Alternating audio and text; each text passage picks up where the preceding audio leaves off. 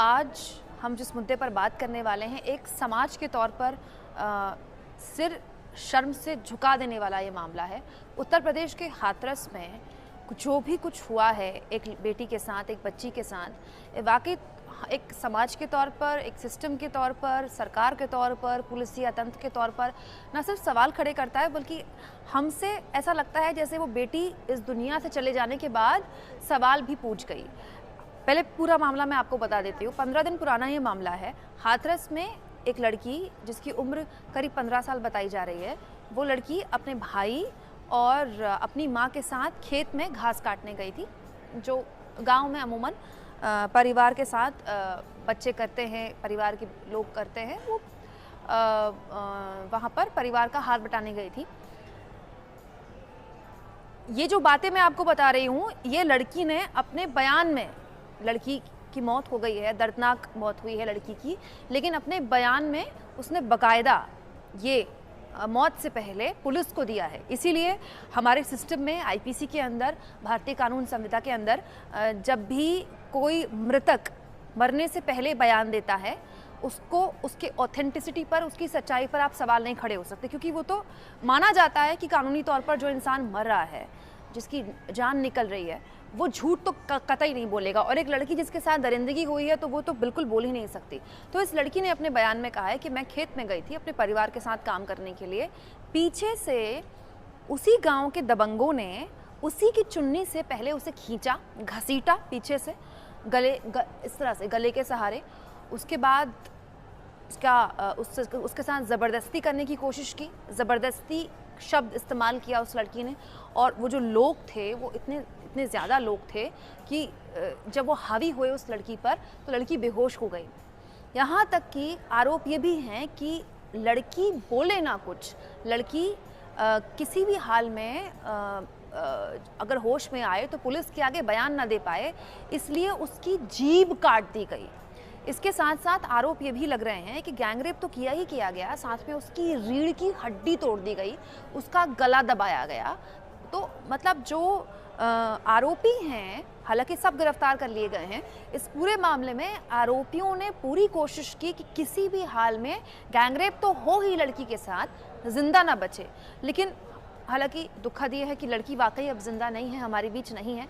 लेकिन दुखद आप ये देखिए कि ये तो हुआ ही, एक समाज के तौर पर हम फेल कर गए, एक सिस्टम के तौर पर हम फेल कर गए, सरकार के तौर पर उत्तर प्रदेश की सरकार फेल कर गई, पुलिस के तौर पर उत्तर प्रदेश की पुलिस फेल कर गई उस परिवार को न्याय दिलाने के लिए। बल्कि 8 दिन लग गए पुलिस को गैंगरेप की धाराएं लगाने में, जबकि बच्ची मौत से पहले बयान बाकायदा नाम लेके बता रही है कि किस किस ने उसके साथ क्या क्या किया है। 8 दिन जब वहाँ धरना प्रदर्शन शुरू हो गया, समाज के लोग इकट्ठा हो गए, स्थानीय लोग इकट्ठा हो गए, तब जाकर 8 दिन बाद मामला दर्ज किया गया गैंगरेप का।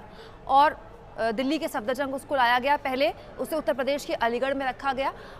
परिवार वालों का आरोप ये भी है कि अगर अलीगढ़ की जगह सीधे उसे दिल्ली के सफदरजंग लाया गया होता तो शायद बच्ची बच जाती। यहाँ भी हीला हवाली हुई, तो अलीगढ़ लाया गया, जब हालत बिगड़ी तो दिल्ली के सफदरजंग लाया गया, और सफदरजंग में लड़की ने दम तोड़ दिया। अंत में इतनी बुरी तरीके से उस पर हमला किया गया था। आप सोचिए, जीभ काट देना किसी की और रीढ़ की हड्डी तोड़ देना, मतलब आप इंसान हैं कि आप जानवर से भी बदतर बन गए।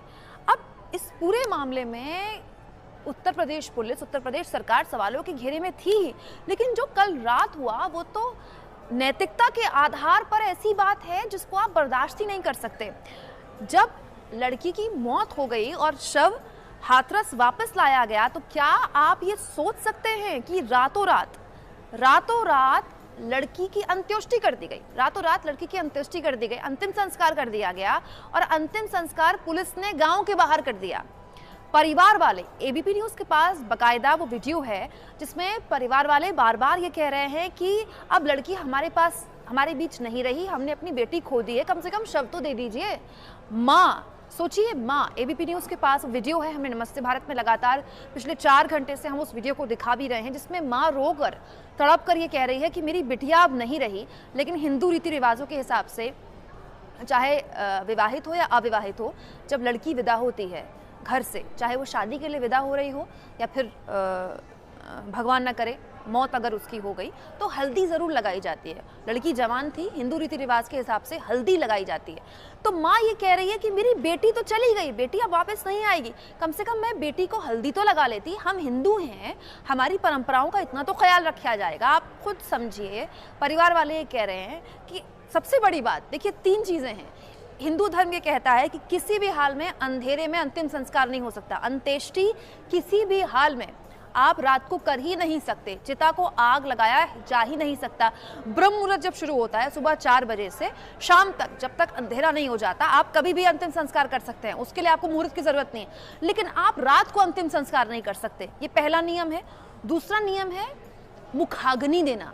जब चिता जलाई जाती है तो मुखाग्नि कौन दे रहा है, इसके भी कुछ रिवाज होते हैं, कुछ परंपराएं होती हैं, और ये इसलिए की जाती हैं ताकि जो मरने वाला है, जो इस दुनिया से जा रहा है, उसकी आत्मा को शांति मिले, उसको मोक्ष की प्राप्ति मिले। अब यहाँ देखिए, मुखाग्नि, जब जवान बेटी की मौत हुई है तो पिता के पास और भाई के पास ये अधिकार है कि वो मुखाग्नि दे, जो कि रीति रिवाज कहते हैं, जो कि हिंदू मान्यताएं कहती हैं। यहाँ पुलिस वालों ने बिना परिवार वालों की इजाजत के, बिना परिवार वालों को शामिल किए, जल्दीबाजी में चिता सजाई। रातों रात हाथरस के उस गांव से दूर, गांव के बाहर जल्दी जल्दी में चिता सजाई, चिता में शव को रखा और पेट्रोल डालकर चिता को आग लगा दी। पेट्रोल था या वो कोई ज्वलनशील पदार्थ था, वो क्या था, अब इस बारे में कुछ साफ नहीं हो पाया है।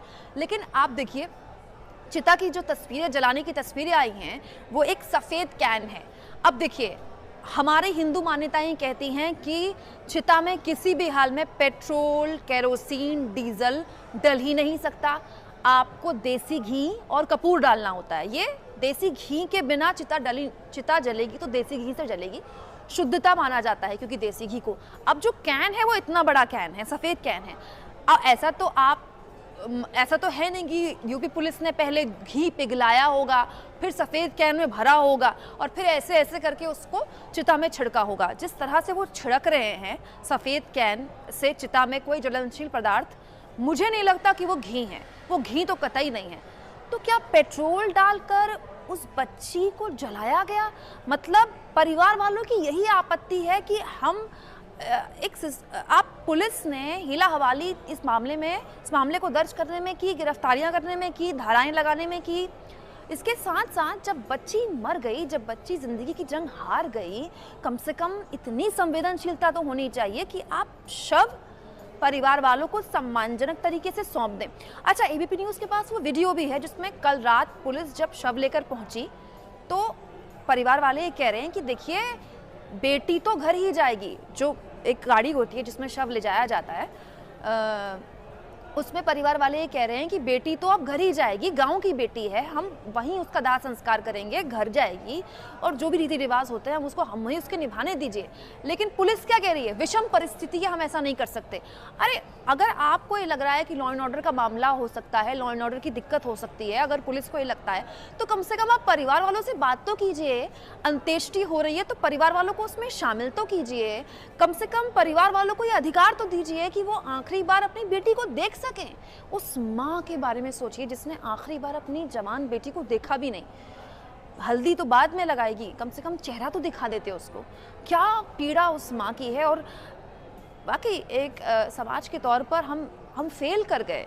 उस बिटिया को न सिर्फ हम इंसाफ दिलाने में फेल कर गए, बल्कि एक संवैधानिक तौर पर हर नागरिक का अधिकार है जीवन का, आपका मेरा। और अगर हम मर जाएं तो संविधान हमें जीवन के बाद, हम जो भी धर्म अपना रहे हैं, अगर हम मुस्लिम हैं तो सम्मानजनक तरीके से हमें सुपुर्द खाक किया जाए, अगर हम हिंदू हैं तो सम्मानजनक तरीके से हमारी अंत्येष्टि हो। ये हमारा संविधान हमें अधिकार देता है। उत्तर प्रदेश पुलिस ने तो उस लड़की से जीते जी भी उसके अधिकार छीने, और उसके चले जाने के बाद दुनिया से, जब उसकी मौत हो गई, उसके बाद भी वो अधिकार नहीं दिए उसको। नैतिक तौर पर उसका अधिकार बनता है कि वो परिवार वालों के पास उसका शव जाए। अगर परिवार वालों के पास आप शव नहीं दे सकते, आपको लगता है लॉ एंड ऑर्डर का मामला है, तो परिवार वालों को कम से कम शामिल तो कीजिए। हिंदू रीति रिवाजों के हिसाब से उसका अंत्येष्टि तो कीजिए। एक गंभीर मसला है। रातों रात किसी भी हाल में चिता को मुखाग्नि दी ही नहीं जा सकती। ये किसी भी हाल में नियमों के खिलाफ है। तो हर लिहाज से इस पूरे मामले में उत्तर प्रदेश पुलिस फेल कर गई। अब ताज़ा अपडेट ये है कि इस पूरे मामले में 3 सदस्यीय एसआईटी टीम गठित कर दी गई है। उत्तर प्रदेश सरकार ने ये जानकारी दी है कि 3 सदस्यीय एसआईटी टीम का गठन कर दिया गया है। एसएचओ का पहले ही तबादला हो गया था और 3 सदस्यीय एसआईटी टीम 7 दिन में उत्तर प्रदेश के मुख्यमंत्री योगी आदित्यनाथ को इस मामले में रिपोर्ट देगी। उत्तर प्रदेश के मुख्यमंत्री योगी आदित्यनाथ ने ट्वीट किया है कि प्रधानमंत्री नरेंद्र मोदी ने उनसे बात की है और इस पूरे मामले में नरेंद्र मोदी ने सख्त एक्शन लेने की यूपी के सीएम को आदेश दिए और कहा है कि दोषियों को किसी भी हाल में बख्शा ना जाए। देखिए, जब मामला मीडिया में आता है तो फिर मुख्यमंत्री भी बयान देने लगते हैं, फिर प्रधानमंत्री भी मुख्यमंत्री से बात करने लगते हैं। अगर ये मामला 2 दिन पुराना होता या कल का होता और उसके बाद सरकार इस तरह के बयान देती तो हम कहते कि भाई सरकार एक्शन में है। 15 दिन पुराना मामला है, 8 दिन लग गए। सोचिए, 8 दिन लग गए पुलिस को धाराएं गैंगरेप की लगाने में। उससे पहले पुलिस गैंगरेप मानने को तैयार नहीं थी। 9 दिन, सोचिए उस लड़की के साथ किस तरह की बर्बरता हुई है कि 9 दिन तक लड़की बेहोश रही, उसकी जीभ काट दी गई। उसी अवस्था में, कटी हुई जीभ में, जब 9 दिन बाद उसको होश आया, उसने अपना बयान दर्ज करवाया। और इस पूरे मामले में सबसे जो पुख्ता चीज़ है वो पीड़ित का बयान ही है, मरने से पहले जो पीड़ित ने बयान दिया है। अब दूसरी बात देखिए, इस पूरे मामले में हालांकि उत्तर प्रदेश की पूर्व मुख्यमंत्री मायावती भी आ गई, उन्होंने भी योगी सरकार को निशाने पर लिया। चंद्रशेखर आज़ाद इलाके में सक्रिय हैं और वो कह रहे हैं कि इस पूरे मामले में दलित की बेटी है इसीलिए उसके साथ ऐसा हुआ, और किसी और समाज की बेटी होती तो ऐसा नहीं होता उसके साथ। दलित की बेटी है इसलिए उसके साथ ऐसा हुआ। लेकिन वाकई हमें इस बात को समझना होगा, इस बात की गंभीरता को जानना होगा कि राम राज्य तब नहीं आएगा जब कोई मंदिर बन जाएगा। राम राज्य तब आएगा जब हमारी बेटियां, हमारे लोग समाज में सुरक्षित महसूस करेंगे। उस परिवार के बारे में सोचिए जिसकी बेटी के साथ ये हुआ, उसके बाद उस बेटी को वो 8 दिन बेहोश हालत में देख रहे हैं और बेटी की हालत तो संभाल ही रहे हैं। पता नहीं बेटी बचेगी नहीं बचेगी, उसको सही इलाज मिलेगा नहीं मिलेगा। अलग मोर्चे पर लड़ रहे हैं कि पुलिस मामला दर्ज करे, गैंगरेप का मामला दर्ज करे। और एक और बात मैं आपको बताती हूँ, पुलिस अब इस पूरे मामले में दलीलें दे रही है। पुलिस क्या कह रही है कि जीभ काटी नहीं उसका, क्योंकि गला दबाया गया, उस लड़की का गला दबाया गया। तो जब आप गला दबाते हैं, कुछ सवाल हमारे पास आए वो हम लेंगे, लेकिन मैं पूरी जानकारी आपको दे देती हूँ। पुलिस की देखिए दलीलें, पुलिस ये कह रही है कि क्योंकि लड़की का गला दबाया गया, तो कई बार जब गला दबाया जाता है तो जीभ जो होती है वो दोनों दांत, जो ऊपर और नीचे के हमारे जो जबड़ा है, जो दांत है, उसके बीच में आ जाती है और जीभ कट गई। और गैंगरेप हुआ नहीं हुआ, मेडिकल रिपोर्ट अभी आनी बाकी है। जब मेडिकल रिपोर्ट आ जाएगी तो ही हम कहेंगे कि गैंगरेप हुआ, जबकि वो लड़की अपने मरने से पहले कह रही है बाकायदा नाम लेकर कि मेरे साथ ज़बरदस्ती की कोशिश हुई। अब आप ये सोचिए, एक तरफ तो आप अपने एसएचओ का ट्रांसफ़र कर रहे हैं, तो एसएचओ का ट्रांसफ़र क्यों कर रहे हैं आप? अगर आप ये कहते हैं कि पुलिस ने कोई हीला हवाली नहीं की तो एसएचओ का ट्रांसफ़र क्यों कर रहे हैं? और आप दलील दे रहे हैं, आप जस्टिफाई कर रहे हैं कि जीभ कटी नहीं, जीभ काटी नहीं किसी ने, जीभ तो कट गई क्योंकि वो गला दबाया तो वो दांतों के बीच में आ गई। अब आप ये सोचिए कि जीभ अगर कटी है तो वो इसीलिए कटी है ना कि उस पर कोई हावी हुआ, ऐसे तो हवा में किसी की जीभ नहीं कट गई। ये जस्टिफाई करके कि जीभ इसीलिए कटी कि जीभ काटी नहीं गई और दांत के बीच में आ गई, आप न सिर्फ खुद को बचा रहे हैं बल्कि उन आरोपियों को बचाने की कोशिश कर रहे हैं जिनने इस बच्ची के साथ ऐसा किया है। तो फिर क्यों ना कहा जाए कि उत्तर प्रदेश की पुलिस उन लोगों के साथ खड़ी है। और पीड़ित, आज भी इस देश में दिक्कत यह है कि रेप के मामलों में पीड़ित सबसे ज़्यादा शोषण का शिकार होता है। यही वजह है कि ज़्यादातर मामले थाने पहुंच नहीं पाते, क्योंकि परिवार वालों को पता है, पीड़ित को पता है कि उसके साथ प्रताड़ना होगी उसके बाद। अब देखिए, इस पूरे मामले में हमारे साथ लगातार कई लोग बने हुए हैं, बहुत सारे लोग देख रहे हैं, बहुत सारे लोग प्रतिक्रिया दे रहे हैं। अगर आपके मन में कोई सवाल है तो आप भी ले सकते हैं। तो रिपोर्ट कब आएगी? मोहम्मद असलम टीटू लिख रहे हैं। जैसा कि मैंने बताया मोहम्मद साहब, रिपोर्ट के लिए एसआईटी का गठन कर दिया गया है। 7 दिन के अंदर, 7 दिन का वक्त निर्धारित किया गया है। 7 दिन के अंदर उत्तर प्रदेश के मुख्यमंत्री योगी आदित्यनाथ ने आदेश दिए हैं कि पुलिस रिपोर्ट सौंपे उन्हें। इसके अलावा और भी कई मसले हैं, और भी कई लोग हैं जो इस पर सवाल पूछ रहे हैं। जैसा कि मैंने आपको अपडेट दे दी, उत्तर प्रदेश के मुख्यमंत्री योगी आदित्यनाथ ने तो खैर इस मामले में कहा ही है। प्रधानमंत्री नरेंद्र मोदी ने भी इस पूरे मामले में बात की है मुख्यमंत्री योगी आदित्यनाथ से। पोस्टमार्टम रिपोर्ट में रेप की पुष्टि न होने के दावे की खबर लीक करने का मकसद क्या है? देखिए, पुलिस जब ये कहती है कि जीभ काटी नहीं गई, जीभ तो कट गई क्योंकि गला दबाया और दोनों दांतों के बीच में जीभ आ गई, और पुलिस जब ये कहती है कि अभी पोस्टमार्टम रिपोर्ट का हम इंतजार कर रहे हैं, मेडिकल रिपोर्ट का हम इंतजार कर रहे हैं, उसके बाद ही रेप की पुष्टि होगी नहीं होगी, अभी इस तरह की खबरें लीक करके उत्तर प्रदेश पुलिस क्या जस्टिफाई करने की कोशिश कर रही है कि उसने गलत नहीं किया और मामला कुछ और है? बहुत सारे गंभीर सवाल यहाँ पर खड़े होते हैं। इसके अलावा देखिए, जो बार बार हम ये कह रहे हैं कि रात को अंतिम संस्कार करने का मतलब क्या होता है। आप पहली बात तो ये स्वीकारिए कि आपने गलत किया। उत्तर प्रदेश पुलिस ने भारी गलती की इस पूरे मामले में, हिला हवाले की, गिरफ्तारियां, हालांकि अब सब गिरफ्तार हो चुके हैं, लेकिन गिरफ्तारी में भी देरी हुई, इलाके के लोगों को धरना देना पड़ा, वहां पर आंदोलन करना पड़ा, तब जाकर गैंगरेप का मामला दर्ज हुआ। उसके बाद जब लड़की चली गई दुनिया छोड़ के, जिंदगी की जंग हार गई, नैतिक तौर पर जो उसके अधिकार हैं, जो संविधान उसको अधिकार देता है कि उसकी सम्मानजनक तरीके से अंत्येष्टि हो, उसका अंतिम संस्कार हो, वो भी आपने उससे छीन लिया। आनन फानन में पुलिस वाले वहां चिता सजाते हुए दिखाई दे रहे हैं, एबीपी न्यूज के पास वो वीडियो हमने दिखाया भी, उसके भागते दिखाई दे रहे हैं। चिता को आग लगाने के बाद भाग गए वहां से पुलिस वाले, और परिवार वाले कहते रह गए कि हमें कम से कम शक्ल तो देखने दीजिए बेटी की आखिरी बार। पिता ये कह रहा है कि मुझे घर के अंदर बंद कर दिया मेरे ही पुलिस ने, ताकि मैं पहुंचूं ना। माँ झोली फैला के भीख मांगती रह गई कि कम से कम अपनी बिटिया को आखिरी बार देख लूं, उसको हल्दी लगा लूं।